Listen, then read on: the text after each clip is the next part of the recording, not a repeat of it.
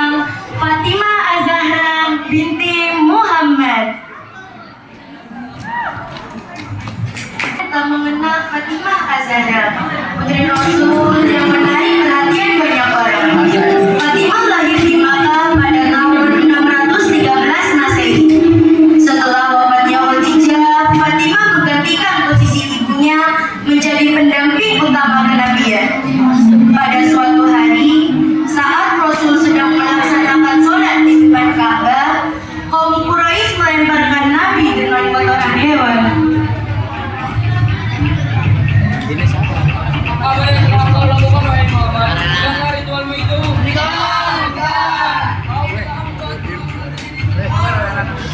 Anakku, hari ini lemparan itu. Al. Sebelum Allah murka kepada kalian, terkutuklah engkau wahai putri Rasulullah. Sementara Rasul hanya terdiam dan terus melanjutkan sholatnya. Tanpa disadari, Ali bin Abi Thalib memotong Fatimah secara diam-diam. Setelah perang Badar telah usai, Fatimah tumbuh menjadi gadis yang cerdas dan dewasa, sehingga banyak pria yang berniat meminangnya, terutama dari kalangan sahabat dari Nabi Abu Bakar.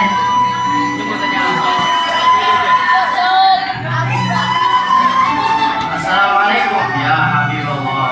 Waalaikumsalam ya Abu Bakar. Jikalau boleh hamba meminang putrimu Fatimah ya Rasulullah. Rasulullah pun menjawab, sesungguhnya putriku masih kecil wahai saudaraku.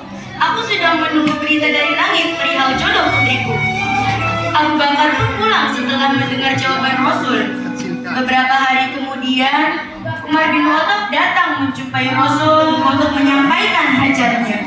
Assalamualaikum ya Rasulullah. Aku datang ke sini untuk menyampaikan hajat. Jikalau diizinkan, bolehkah aku meminang putrimu Fatimah? Rasulullah pun menjawab, aku tidak bisa menikahkan putriku tanpa persetujuannya. Urusan Fatimah adalah urusan Allah. Kemudian Umar pun pergi. Pada suatu hari, Abdurrahman bin Auf dan Utsman bin Affan mendatangi Rasul.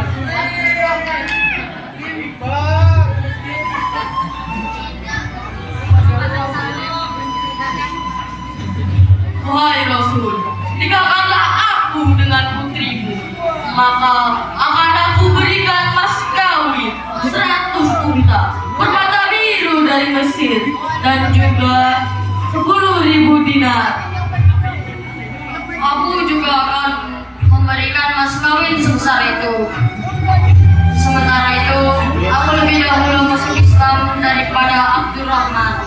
Rasulullah pun menjawab, apakah kalian menakut-nakutiku dengan harta? Sesungguhnya, mengenai jodoh Fatimah, aku masih menunggu berita dari langit. Mereka pun pulang dengan rasa malu. Sedangkan di kediaman Ali telah mendengar tentang sahabat yang mencoba meminang Fatimah. Hati Ali pun sangat hancur. Wanita yang sudah lama dicintainya dilamar oleh orang-orang yang mulia. Sampai suatu ketika seorang sahabat menemui Ali. Wahai Ali, mengapa engkau hendak melamar Fatimah? Aku tahu kau sangat mencintainya. Ya benar, tapi engkau tahu bagaimana keadaanku. Aku hanyalah seorang yang miskin, lagi pula aku tidak merasa pantas untuk menikahi seorang putri utusan Allah. Wahai Ali, jangan putus asa. Berilah kepada Rasulullah dan utamakan putusmu untuk melamar putrinya. Aku yakin dia akan memberi solusi yang terbaik. Ali pun menemui Rasulullah dan terdiam cukup lama. Lalu Rasulullah berkata, apakah ini menyangkut tentang lamaran? Apakah kau berniat meminang putriku, wahai Ali? Namun yang seperti kau ketahui, aku hanya memiliki sebuah pedang baju besi dan seekor unta.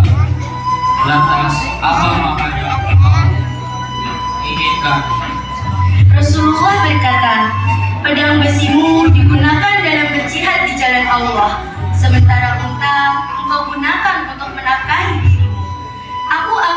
kena baju besi, dan juallah baju besimu, lalu berikan itu kepadaku.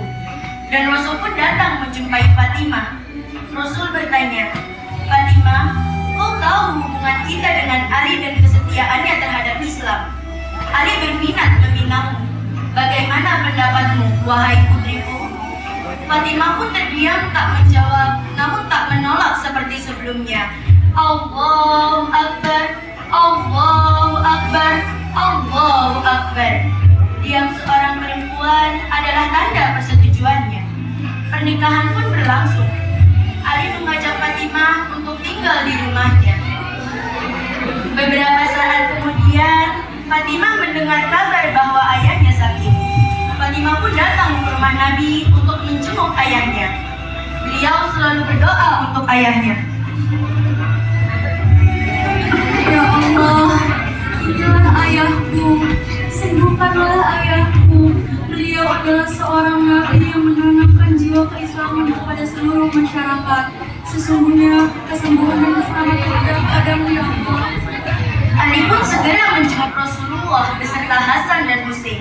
Begitu juga dengan istri-istri Rasulullah. Dan Ali pun sudah berusaha menyembunyikan tangisnya. Rasulullah pun berkata, "Mengapa engkau menangis, wahai Ali? Sekarang bukan saatnya untuk bersedih. Telah tiba waktunya perpisahan antara aku dan dirimu. Sesungguhnya tangismu ini untukmu dan putriku, karena kalian akan lupakan setelah kepergian." Hasan dan Husain juga berlarut dalam tangisan yang mendalam. Begitu juga dengan Aisyah yang masih memangku. Nabi berusaha membisikkan sesuatu kepada Fatimah. Seketika tangis Fatimah semakin menjadi-jadi. Lalu Rasul membisikkan sekali lagi ke Fatimah. Dan seketika tangisnya berubah menjadi senyuman. Perlahan malaikat Israil pun melaksanakan tugasnya. Roh suci Nabi diiringi ribuan malaikat yang menjemputnya, berjalan pelan menuju kehibaan Allah Subhanahu wa Ta'ala.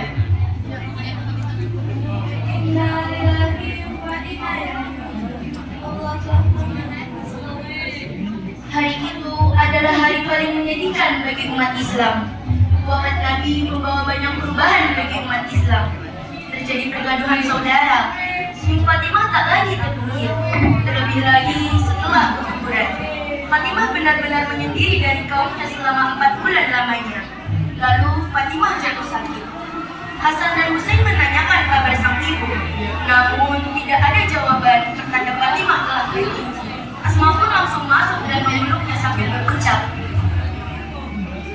Innalillahi wa inna ilaihi raji'un. Wahai Fatimah, jika kau menemui ayahku di surga, maka sampaikanlah salamku padanya. Dan wahai Fatimah, sampaikanlah kepada ayah kalian bahwa ibu kalian telah wafat. keduanya pun keluar menuju masjid, menangis berurai air mata. Telah tersebar berita bahwa Fatimah telah wafat. Segerombolan orang pun mendatangi Hasan. Sesungguhnya Bunda Fatimah telah wafat. Benar, Pak. Hasan dan Husain berusaha menopang ayahnya. Seketika suara tangis pecah di rumah Ali.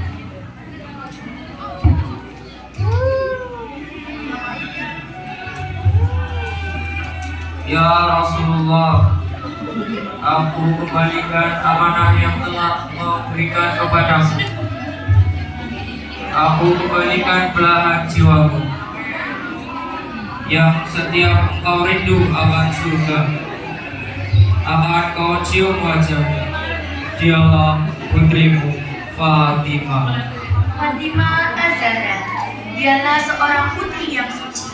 Ialah Fatimah insan Ilaria, ibu manusia dan wanita yang pertama menggunakan tanda untuk menutupi auratnya. Inna lillahi wa inna ilaihi raji'un.